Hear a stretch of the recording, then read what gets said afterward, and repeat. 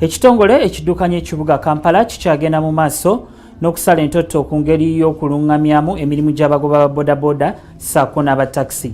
Okusinziira ku Minisita avunaanyizibwa ku kibuga Kampala Beti Olive Namisango Kamya, bagenda kusomesa abagoba ba Boda Boda engeri y'okuddukanyamu omulimu gwabwe. Nakawesa highlight abaddeko ku City Hall.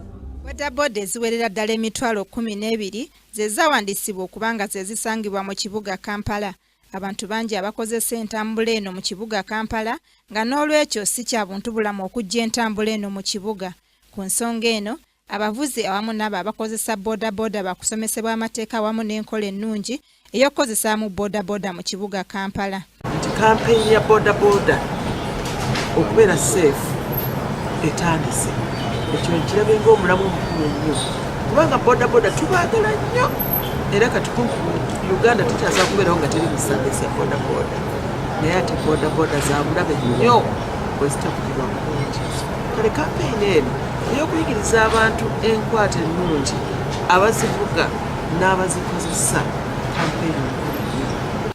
Bw'abadde akola omulimu gwe ogusookedde ddala nga Minisita wa Kampala era nga guno gubadde gwa kutongoza kivvuulo bakiyita ebbinu erya Kampala Capital City Festival, omukyala Beti Olive Namisango Kamya agambye nti bakukwataganira wamu n'abavuzi awamu n'abakozesa bodaboda okusobola okubasomesa enkozesa ennungi eya bodaboda mu kibuga Kampala. Ate ye nankulu w'ekibuga omukyala Jennifer Musisa agambye nti bintu bingi ebikyasoomooza ekibuga Kampala nga kuno kwe kuli omujjuzo gwa boda awamu ne Takisi, era n'ategeeza nti ku nsonga eno baakuleetayo bbaasi ezinasobola okukendeeza omujjuzo gwa Takisi mu kibuga Kampala.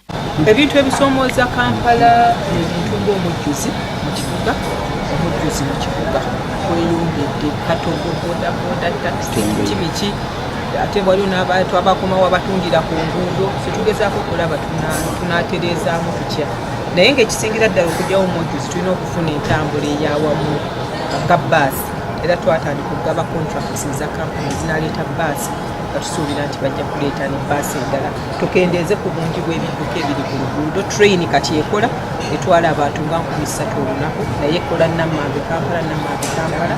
Hairati Nakawesa, Kingdom TV amalindirire.